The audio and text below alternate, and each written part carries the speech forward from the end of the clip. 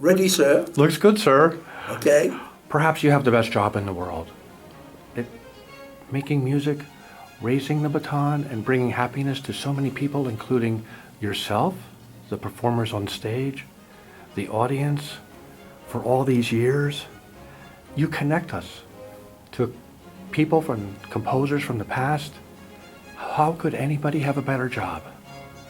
Well, I think every musician has this kind of incredible possibility to communicate with the audience. You know, a score is a very abstract thing. It's not like a painting or a statue. Once it's done, it's done. A score, there's a lot of manipulation because it's written and you have to decipher what the message, which is hidden underneath, and we have to. This is our work, and also this makes also a big difference between the perception of every musician reading the same music will maybe understand it a little differently. Mm-hmm. Now there are many other, of course, things to know, the style, the sound, and all these things. But basically, it goes from your stand, goes to the orchestra, and then to the audience this way. And we have got to make it work somehow. And this is, of course, very exciting. Not so easy. How did you first start doing it? Where was that day that you wanted to stand up in front of a group of people and direct them and bring that out? Oh, you see, I was very, very young, actually. When I was in school, when I was 10 years old, I wanted to be part of the band. There was a band in the school. They had a little cat, a pompon, so I thought it was very interesting. And I was maybe probably gifted for rhythms, but I had no education in music, except that in Switzerland, where I come from, at the age of 7, we started to read music. Solfeggio was part of the daily life. Mm-hmm. We could sing with the score before being 10 years old. Oh. You see, I went to that band and they gave me a trombone. And I went home very proud with this trombone. My father said, listen, it's much too noisy in this apartment.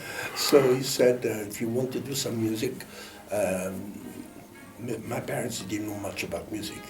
But if you want to learn something in the college, there are violin lessons, mm-hmm. which were not too expensive because we were very short of money. And so I started the violin, and was not very interested. You know, it's very difficult to play the violin, the technique of the right arm, the left hand, mm-hmm. and so on. And probably I had a terrible instrument. I mean, I was scratching a lot. It was not very, very promising. Mm-hmm. But then, I had a friend who's a bit older than I am, and he played the piano. They were in the same college. We were going, walking to the college together. And he started to take me to a concert. And my first real concert was the Munich Philharmonic with a Fritz Rieger. It's a long time ago, of course. Then I was extremely impressed to see this conductor in front of the orchestra for the first time. And then, so I wanted to go to other concerts, and but it was, again, terribly expensive to go to these concerts. So we eventually found a way that was as an usher, in the cathedral in Lausanne, where I was born. There is a beautiful cathedral from the 12th century, mm-hmm. and there were concerts there, and so we were helping a little bit, and so I could listen to these concerts. Then I immediately started to be much better on the violin, because when you have the interest, you learn much quicker. So I learned. I went to the conservatory in Lausanne. But I had to follow my general education as well. So it's mm-hmm. not like in America, you have university, you go to university, you can do music and so on. I had to do my general studies mm-hmm. in mathematics and philosophy and things like that. And as a parallel way, to go to the conservatory and learn the violin and other branches of music, so music theory and so on. So it became, it was very interesting. I was very excited to do that. Mm-hmm. And there was I was living outside of Lausanne at that time. There was an amateur orchestra there. So I was very proud because, I was so enthusiastic. I went to this orchestra and I played, and of course everyone looked at me and said, oh my God, this young man is full of energy and so on. And one day the conductor was sick. He couldn't come to the rehearsal, so they asked me if I could prepare them, the orchestra a little bit. I said, okay, yes. And then, I got the bug and went on this way. I went regularly to all concerts. Mm-hmm. And then later, I was in Geneva. I was then already 19. I went to Geneva Conservatory, and then this is where really I met Ernest Ansermet, who was the music director of the Swiss Romande Orchestra. Mm-hmm. That he had founded in 1918, and for 3 years I went to all the rehearsals of the orchestra. Mm. Every rehearsal, But of course, again, it was very hard to get the scores. So fortunately enough, the Victoria Hall in Geneva, which is a famous concert hall, is next to the Conservatory of Music. So I could go to the library, borrow the scores, go to the rehearsals, bring the scores back, and so on. And I learned a lot, but not only music, in many other things, because Anselme was a philosopher, a mathematician, he was a thinker, he was a humanist. So that was a broad education. It wasn't just conducting, I understand. At the time, it was not thinkable to do things like we do today, because we had to have a broader education, to have time to learn other things, you see. Mm-hmm. Actually wanted to become a mathematician myself, or a physicist. I was much more gifted in my early years for these things than for music, you see. But then it changes because my interest was greater for music, so I became a musician. But I always kept a lot of interest in many other fields.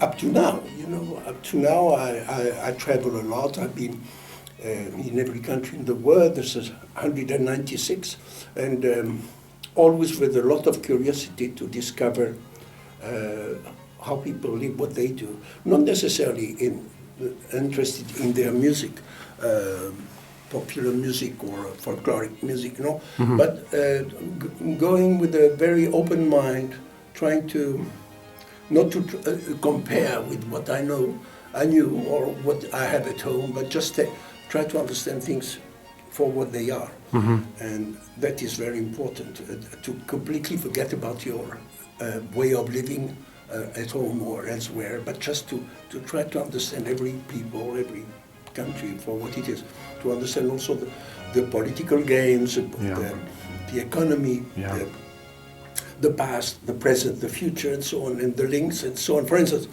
I went to all the islands of the Pacific, following the Pacific War, from Pearl Harbor to mm-hmm. Hiroshima. Mm-hmm. And I went in all the islands where the American army, had to go mm-hmm. and jump from one island to the next, mm-hmm. through Guadalcanal and Iwo Jima and all these famous names, because their planes could not go long distance, very much more than that. So they had to build airports, or take the airports from the Japanese and go until the end.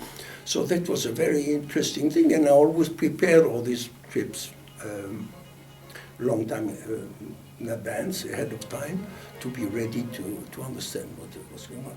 This is one example, but that has been my life also, relating music to the context in which the music was written, to understand, for instance, what happened in the mind of Beethoven at the end of the 19th century, after the French Revolution, which was so important in Europe, you see, for opening up, the new world, the 19th century, you see, creating concerts actually for the public, for the people, not for the court or and also what was behind that mind, and how it's expressed in his music, and all these context, every or Berlioz or Wagner or whoever, or Mozart. Mozart much more simple. He's the crown of his century. You see, he did not discover many new things, but he's the coronation of his century. Whereas Beethoven is more a transition to a new way of thinking, like today, in the age of computers. That's right.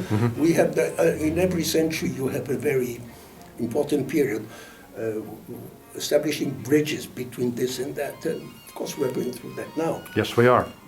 Yeah. In our next installment, we'll be talking with the maestro about how the times affected the composers, their cultures, the economies. Lots more insight to come. Charles Dutoit with Peter Berninger at avshowrooms.com.